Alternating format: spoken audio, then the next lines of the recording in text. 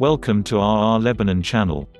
Lebanese Shia Muslims, historically known as Mutawali or Metawalis, refers to Lebanese people who are adherents of the Shia branch of Islam in Lebanon, which is the largest Muslim denomination in the country, tied with Sunni Muslims.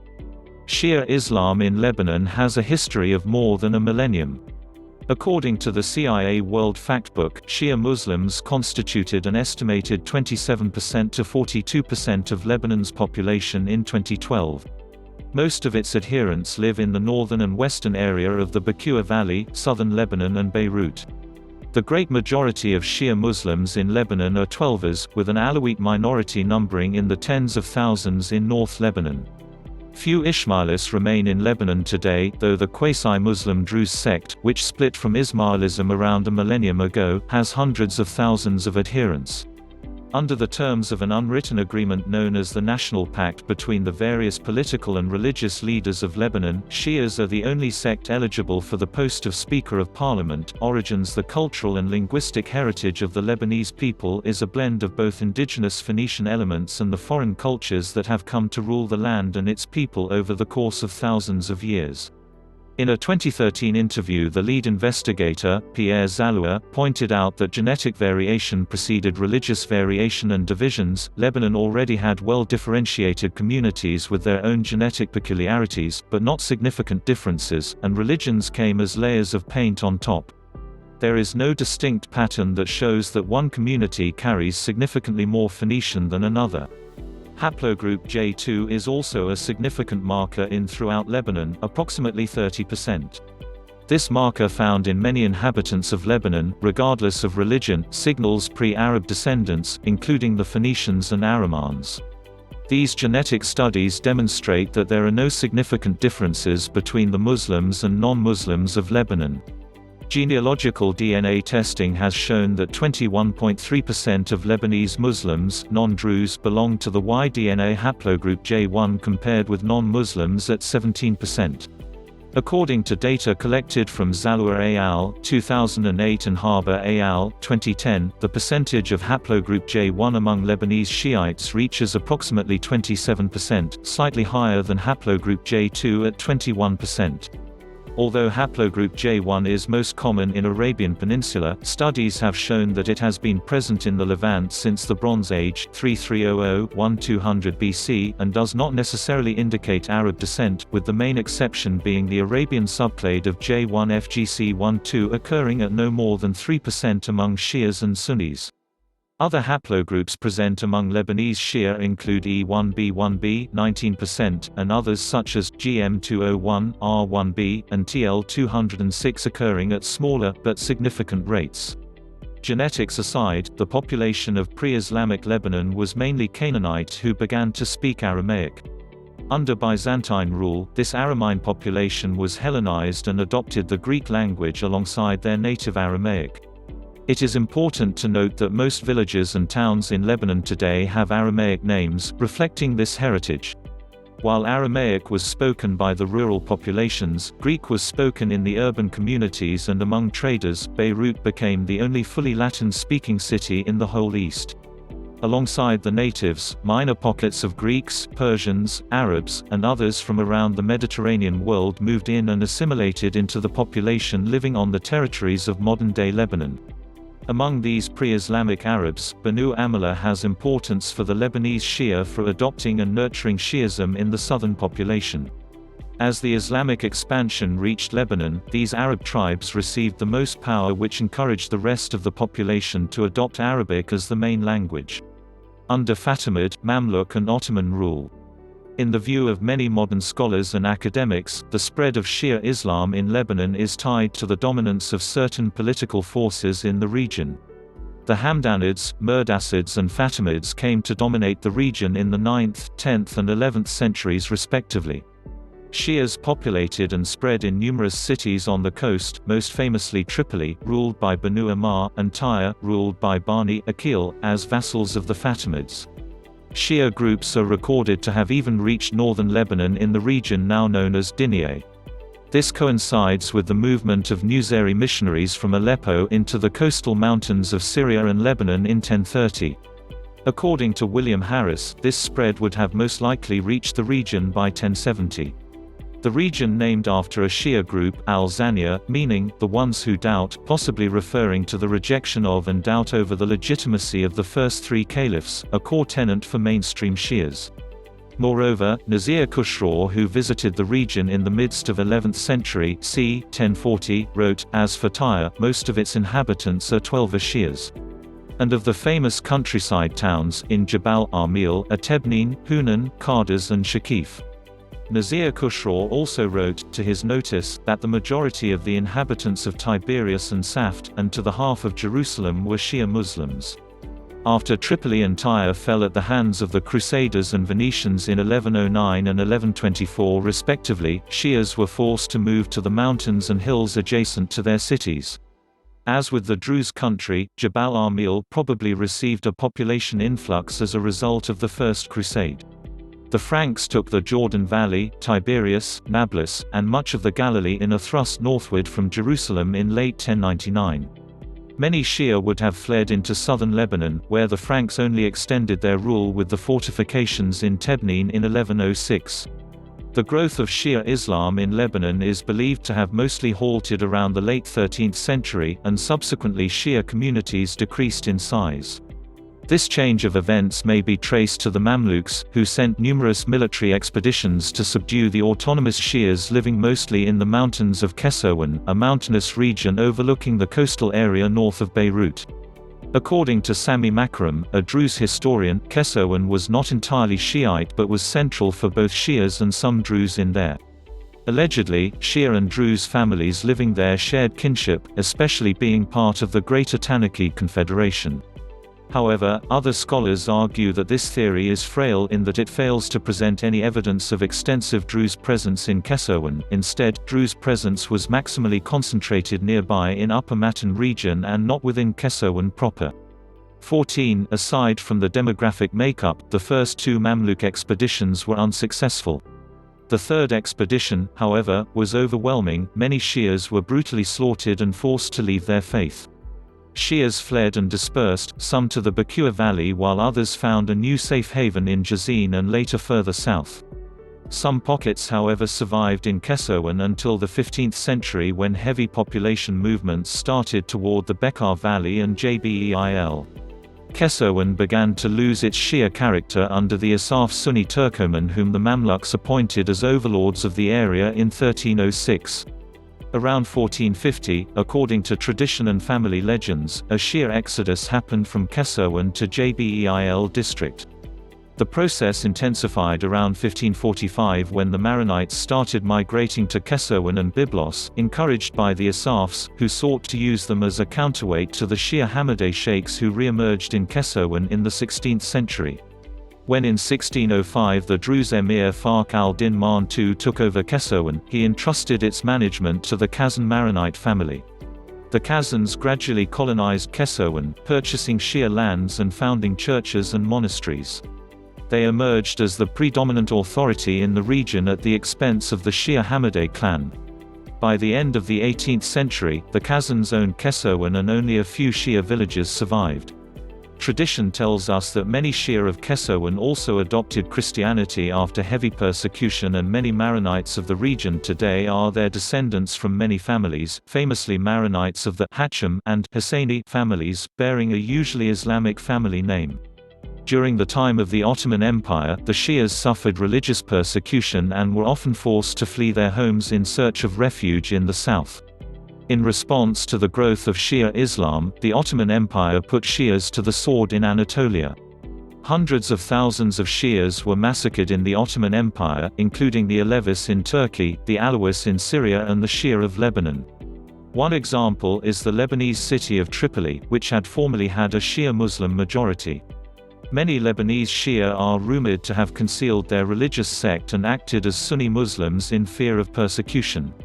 It is also rumored by whom that some of the Shia permanently adopted the Sunni Muslim sect. The Ottomans and Druze were well allied and a Druze family seized power of Tripoli. Maronites who were persecuted by the Ottomans and the Druze sought refuge amongst the newly relocated Shia population in the south. Jazin, once famously known as a Shia capital in Lebanon, is now known as a majority Maronite and Melkite Christian city in the south. The Shias withdrew further south and eventually had to abandon even Jazin, which until the mid-18th century had functioned as a center of Shia learning in Lebanon. The traditional accounts of Shia persecution in Lebanon under the Ottomans, however, which are largely based on family legends, are seriously called into question by the Ottoman documentation available in the state archives in Istanbul or local Sharia archives in Tripoli. According to these, leading Shia families such as the Hamadas in Tripoli and Kesawan, the Harfushas in the Bakua or the Ali al-Saghirs in Jabal Armil were co-opted into the Ottoman system of government, serving as tax farmers multezim over huge areas and enjoying other government offices Sanchak Beylik governorships, etc. in the region. Although the Jabal Armil enjoyed a degree of autonomy in the 18th century under the leader of the Ali al-Saghirs, Nasif al-Nasser, and the Arab leader of northern Palestine, Zahir al-Umar, this ended with the Ottoman appointment of Ahmad al-Jazir as governor of Sidon province 1775–1804. Jazir crushed the military power of the Shia clan leaders and burned the libraries of the religious scholars using the Druze tribes established in the Shuf, mainly the strong Nakad family, allied to the Marn. He established a centralized administration in the Shia areas and brought their revenues and cash crops under his domain. By the late 18th century, the Shias of the Jabal Armil lost their independent spirit and adopted an attitude of political defeat. Al-Jazar was nicknamed the Butcher and a big population of the Shia were killed under his rule in Lebanon. Relations with Iranian Shias. During most of the Ottoman period, the Shia largely maintained themselves as a state apart, although they found common ground with their fellow Lebanese, the Maronites. This may have been due to the persecutions both sects faced. They maintained contact with the Safavid dynasty of Persia, where they helped establish Shia Islam as the state religion of Persia during the Safavid conversion of Iran from Sunni to Shia Islam. Since most of the population embraced Sunni Islam and since an educated version of Shia Islam was scarce in Iran at the time, Ismaili imported a new Shia ulema corps from traditional Shiite centers of the Arabic-speaking lands, such as Jabal Armil of southern Lebanon, Bahrain and southern Iraq in order to create a state clergy. Ismaili offered them land and money in return for their loyalty. These scholars taught the doctrine of Twelver Shia Islam and made it accessible to the population and energetically encouraged conversion to Shia Islam. To emphasize how scarce Twelver Shia Islam was then to be found in Iran, a chronicler tells us that only one Shia text could be found in Ismail's capital Tabriz. Thus it is questionable whether Ismaili and his followers could have succeeded in forcing a whole people to adopt a new faith without the support of the Arab Shia scholars. These contacts further angered the Ottoman Sultan, who had already viewed them as religious heretics. The Sultan was frequently at war with the Persians, as well as being, in the role of caliph, the leader of the majority Sunni community. Shia Lebanon, when not subject to political repression, was generally neglected, sinking further and further into the economic background. Towards the end of the 18th century, the Comte de Volmy was to describe the Shia as a distinct society. Citation needed. French Mandate period. Following the official declaration of the French Mandate of Greater Lebanon Le Grand Liban in September 1920, anti-French riots broke out in the predominantly Shia areas of Jabal Armil and the Bakua Valley.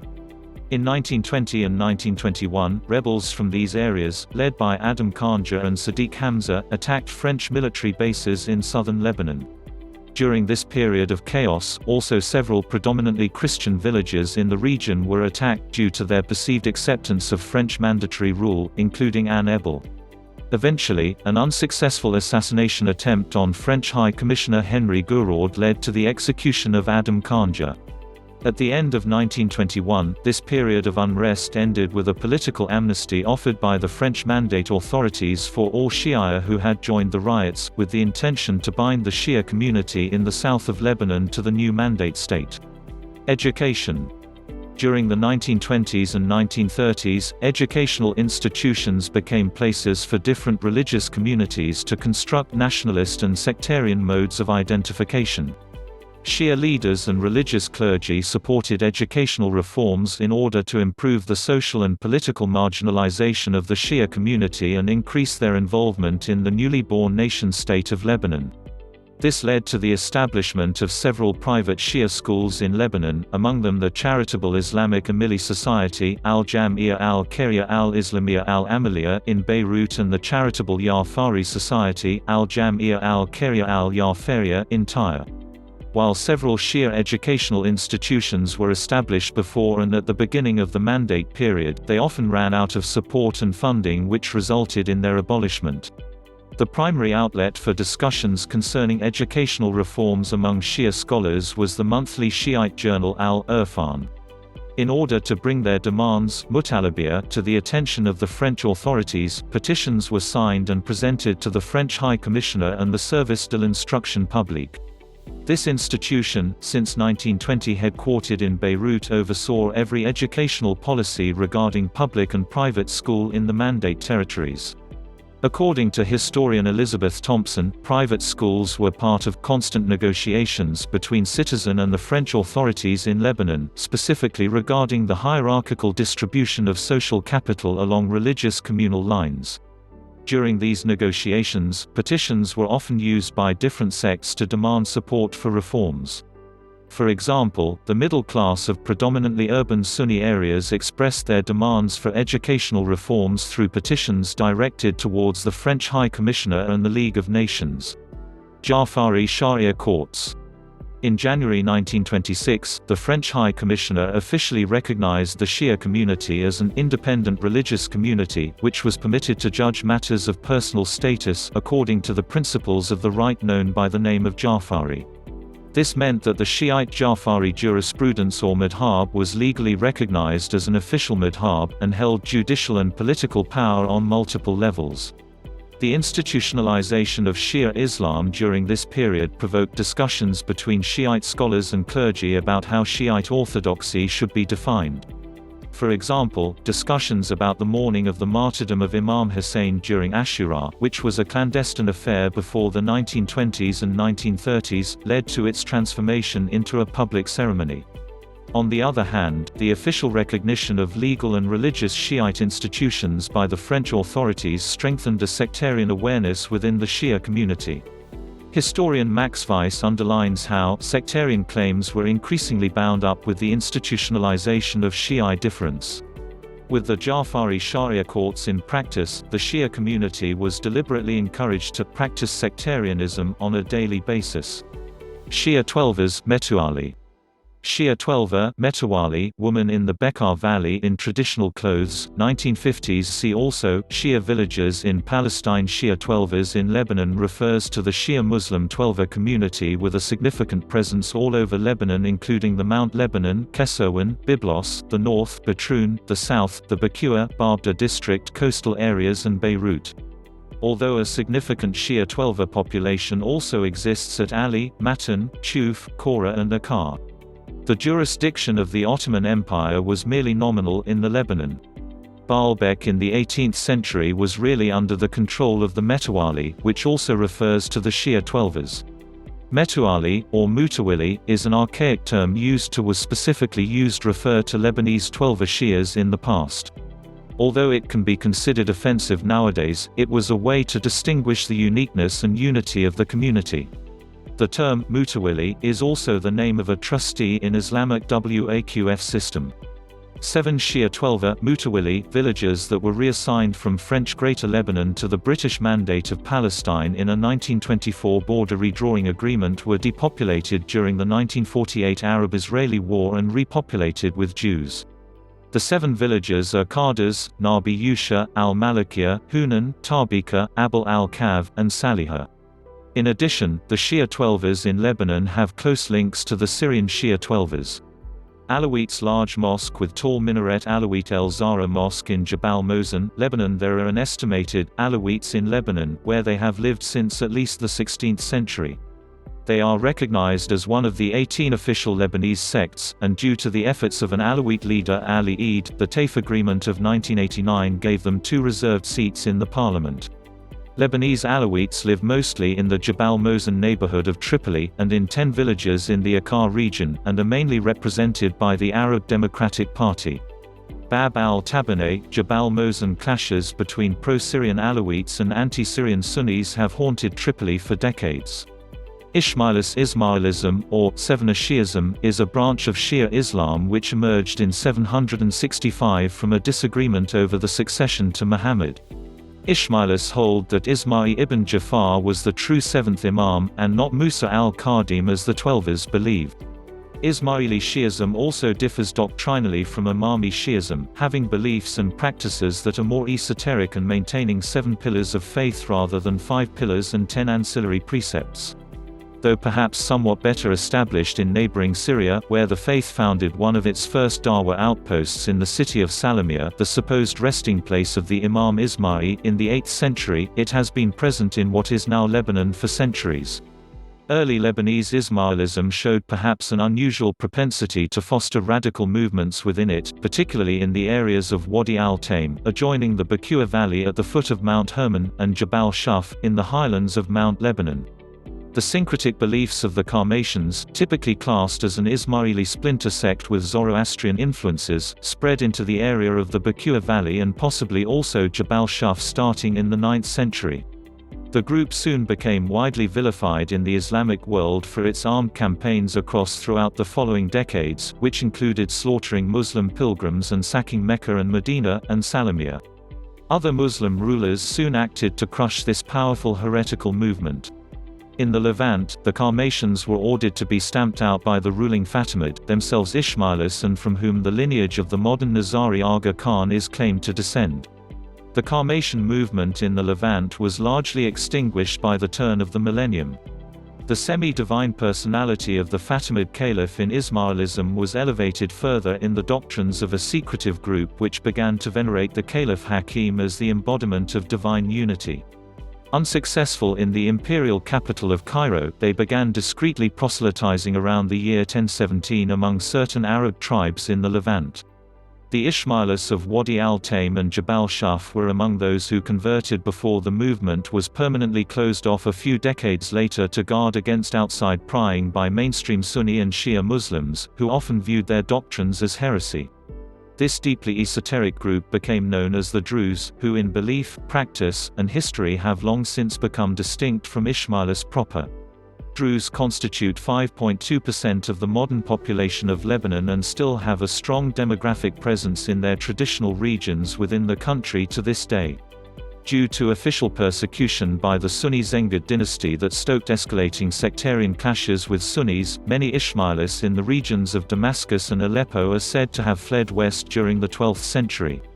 Some settled in the mountains of Lebanon, while others settled further north along the coastal ridges in Syria, where the Alawites had earlier taken refuge, and where their brethren in the Assassins were cultivating a fearsome reputation as they staved off armies of Crusaders and Sunnis alike for many years. Once far more numerous and widespread in many areas now part of Lebanon, the Ismaili population has largely vanished over time. It has been suggested that Ottoman-era persecution might have spurred them to leave for elsewhere in the region, though there is no record or evidence of any kind of large exodus. Ismailis were originally included as one of 5 officially defined Muslim sects in a 1936 edict issued by the French Mandate governing religious affairs in the territory of Greater Lebanon, alongside Sunnis, Twelver Shias, Alawites, and Druzes. However, Muslims collectively rejected being classified as divided, and so were left out of the law in the end. Ignored in a post-independence law passed in 1951 that defined only Judaism and Christian sects as official, Muslims continued under traditional Ottoman law, within the confines of which small communities like Ismailis and Alawites found it difficult to establish their own institutions.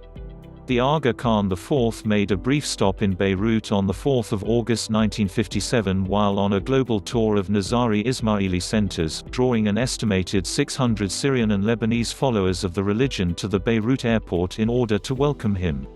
In the mid-1980s, several hundred Ismailis were thought to still live in a few communities scattered across several parts of Lebanon.